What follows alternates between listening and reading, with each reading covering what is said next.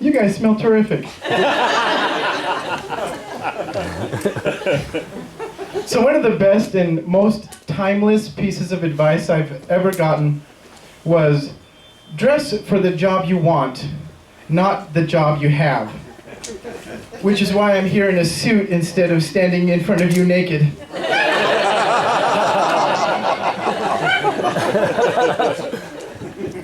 Thank you. If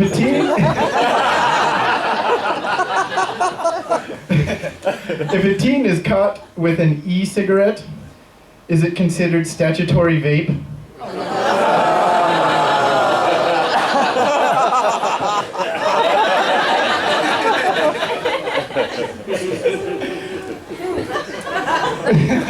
Politicians won't legalize prostitution because they don't want the competition. Yeah, for sure there. That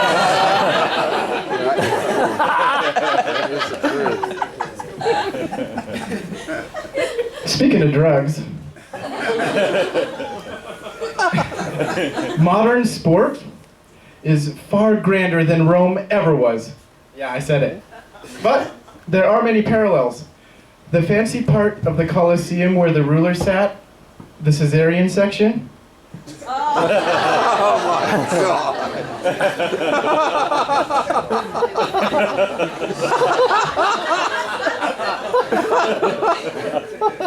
Well, the modern equivalent is called the luxury box.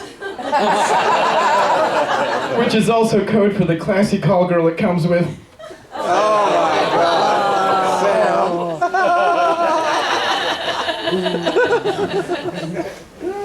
In ancient Rome, it was man versus crazed beast to see who got to eat dinner.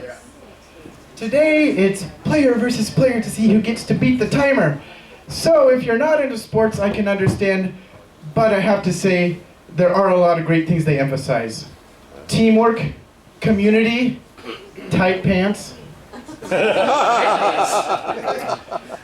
focus, matching, getting to watch grown men cry in front of their communities in matching tight pants? Small joys. Despite all of these great things, there's one true reason sports were invented, and that is to keep dudes from harassing chicks for 5 goddamn minutes. There is that. Though, on the other side of the balls, women's volleyball. They put the shortest possible shorts on the longest possible legs, creating a forest of lithe, athletic flesh no one can turn away from. All the girls want to be them, or be with them. And all the guys, they want to be with them or would kill to have those legs. That's marketing.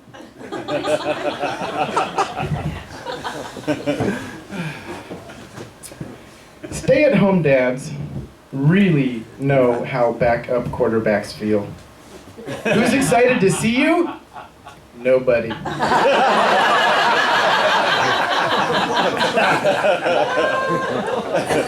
Because it means plan A has gone horribly wrong. And don't get me started on plan B.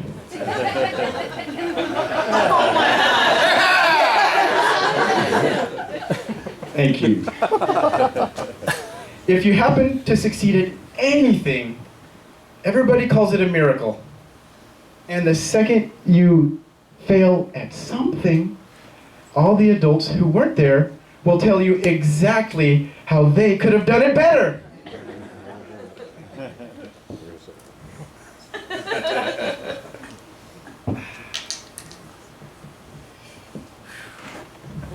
Watching my little boy grow into his terrible twos, I've seen that his behavior is an excellent allegory for the behavior of grown-ass men. They bluster through their environment, leaving a swath of destruction of which they're blissfully ignorant, and they have no decorum or control in any situation until they're dealing with their dick.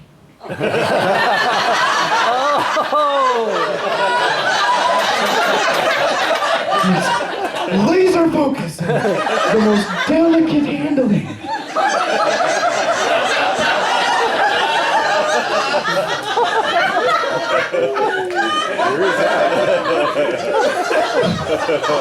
Can you imagine if everything was as important to men as their junk? We could actually have nice things! I bet if we told Congress that global warming harmed their members more than their constituents, that issue would be solved yesterday.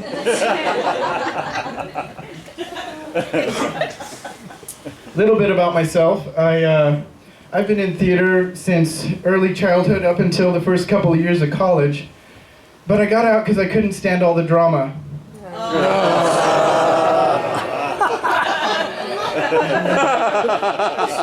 So he turned the paper down instead. I have a bad track record with cheese-related kitchen devices. Cheese-related. So, if you've ever eaten anything I've made with shredded cheese, there's a good chance you're now an accidental cannibal. Sorry. But it's not my fault. Have you ever seen a cook or a chef's hands? So many scars. You're probably a cannibal already. And vegans, vegetarians, you're not safe. How many people do you think are going to scrap an entire meal of artisanal, handcrafted, small batch organic vegetables at $50 a pound just because they cut themselves a little bit? No, that's balsamic vinegar, I swear. Sam. We just need a better name for it. Finger bacon! That's marketing. Where's that? I've had what you could call a diverse work history. I have been a professional musician for the better part of 20 years. And during that point, I've also had your typical jobby job. And it was usually when the Benjamins were far outweighed by the benefits. And there was only one job I was actually fired from. And it sucks because I liked it, I was good at it, and if I could have made one less joke, I might still be employed. So I put nonprofits with businesses, and the pairing that my brain made me do, and then overemphasize in a pitch meeting with my eyebrow and the elbow there, was I put the Epileptic Children's Association with Little Caesars.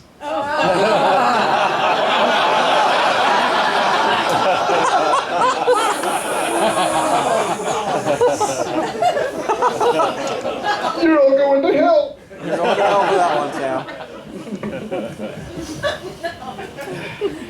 I have a more economical name for romance novels. Cliterature.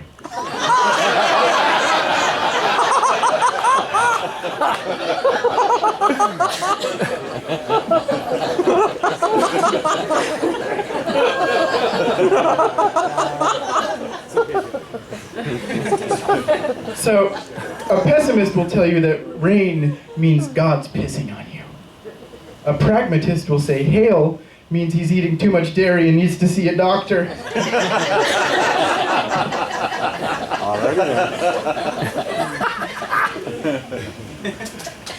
Of all the terrible and wonderful things humans consume that are apparently now bad for you and you are bad for liking, sugar, that's got to be the hardest thing to quit.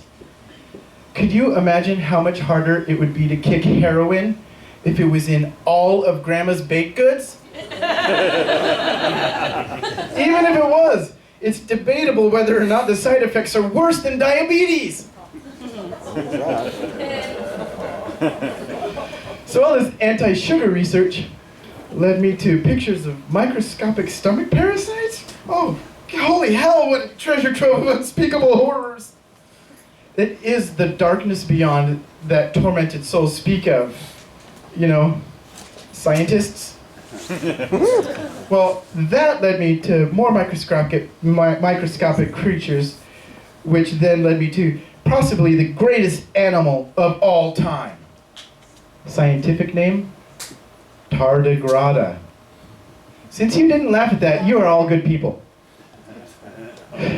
They can survive every environment from volcanoes to deep ocean trenches, and you thought you were under a lot of pressure. They outnumber us billions to one. They can survive space, and they look like a Japanese nightmare. Their common name? Water bear. Water bear! That's marketing. Okay, one more for you guys. I was in one of these independent Portland barber shops the other day. The kind where you walk in and you think you're in the 1930s until the guy at the counter checks you in on a touch screen. Adding to the illusion, the assembled gents were having a conversation about the lifting of a recent prohibition. Well, all of a sudden a man burst through a door and commanded all of our attention. If you were from Jupiter and it was your first day on Earth, you would have known this guy was a former Marine. He was 90th a day and covered in more pins and medals than he had cloth real estate for. And it looked like he could still wipe the floor with us supple-bearded folk if a brawl broke out. Luckily, one didn't. But one of the barbers who knew him asked, "Hey, Earl, what do you think about legalization?" "Well," he said, "I like my women like I like my haircuts. High and tight." Thank you very much. I am Sammy Lett, and that one will hit in about 2 more minutes. Thank you.